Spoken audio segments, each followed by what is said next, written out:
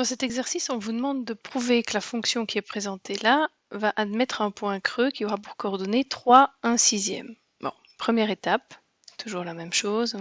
Condition d'existence, le dénominateur en l'occurrence ici doit être différent de 0, donc x carré doit être différent de 9, et on n'oublie pas que quand on a une inégalité du deuxième degré, il y a toujours, quand on applique la racine carrée, deux solutions, une positive et une négative, donc plus ou moins racine de 9, x est donc différent de plus ou moins 3. On entend bien ici différent de 3 et de moins 3. Donc on a un domaine de la forme R sauf moins 3 et 3. Mais une chose est sûre, moins 3 et 3, eux par contre, vont appartenir à ce qu'on appelle l'adhérence du domaine, puisque si on prend la peine de refaire cette ligne des réels, les deux points rejetés sont situés en moins 3 et 3, tout le reste des points sont acceptables, et surtout je peux me rendre aussi près que je veux de 3 et de moins 3, que ce soit par la gauche ou par la droite. Donc 3 et moins 3 appartiennent bien à ce qu'on appelle l'adhérence au domaine. Donc les limites en moins 3 et 3 ont du sens. Bon, ben, ici je ne vais pas m'embêter à faire les deux alors qu'on me demande juste de vérifier le point creux en 3. Donc la seule limite que je vais calculer ici, c'est la limite quand x tend vers 3 de x carré moins 5x plus 6. Vous auriez très bien pu mettre f de x pour gagner un petit peu de temps. Et on passe tout de suite à la deuxième étape puisqu'on a fait les conditions d'existence, c'est-à-dire que j'élimine l'écriture de la limite et je remplace x par 3 dans l'expression de ma fonction. Donc on va avoir 3 au carré moins 5 fois 3 plus 6 sur 3 au carré moins 9. Ce qui fait 9 moins 15, ça fait moins 6. Moins 6 plus 6, ça fait 0 au numérateur. Et 9 moins 9, ça fait bien 0 au dénominateur. Donc 0 sur 0, c'est la fameuse forme indéterminée qu'on a vue ensemble récemment. Et cette forme indéterminée, elle se règle toujours à l'aide de la factorisation. Factorisation du numérateur et du dénominateur. Alors, au numérateur, on a x carré moins 5x plus 6. C'est du deuxième degré. La factorisation du deuxième degré peut se faire à l'aide de delta, puisque, pour rappel, pour factoriser quelque chose de la forme ax carré plus bx plus c, quand on possède les deux racines, ça peut se transformer, donc se forme factorisée comme a fois x moins la première racine fois x moins la seconde racine de l'équation.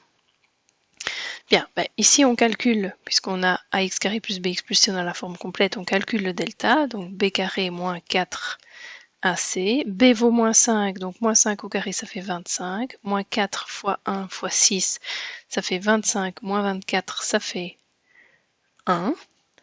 Puisque c'est positif, il va y avoir deux solutions qui auront la forme x1, x2, moins b, plus ou moins la racine de delta sur 2a. Moins b, ça fera 5, plus ou moins racine de 1, bon, ça fait 1, divisé par 2a, mais a c'est 1 aussi, donc ça fait divisé par 2. La solution positive, 5 plus 1, ça fait 6, 6 divisé par 2, 3. Solution avec le moins, 5 moins 1, ça fait 4, 4 divisé par 2, ça fait 2.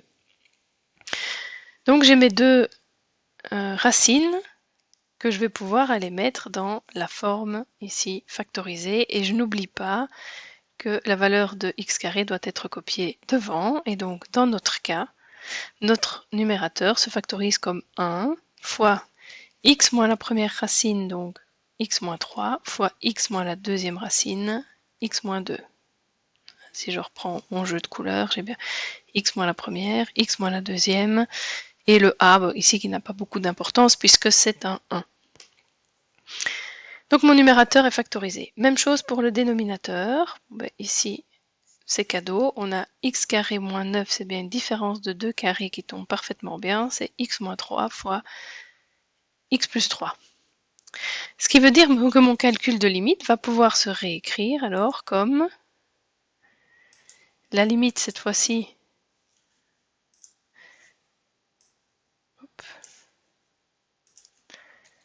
La limite de, ou quand x tend vers 3, de mon numérateur qui a la forme x moins 3 fois x moins 2, sur mon dénominateur que je peux réécrire sous la forme x moins 3 fois x plus 3.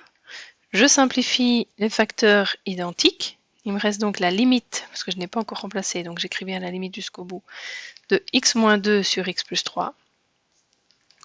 Je remplace maintenant que j'ai simplifié x par 3, donc j'ai 3 moins 2, et vous voyez que je n'écris plus la limite, sur 3 plus 3, ce qui fait 1 au numérateur et 6 au dénominateur. Donc ça veut dire que quand x s'approche de 3, alors que 3 n'appartient pas au domaine de ma fonction, les images s'approchent de 1 sixième, bien que ça ne vaudra pas 1 sixième. Et donc, conclusion, on a bien un point creux en 3, 1 sixième, c'était ce qui vous était demandé.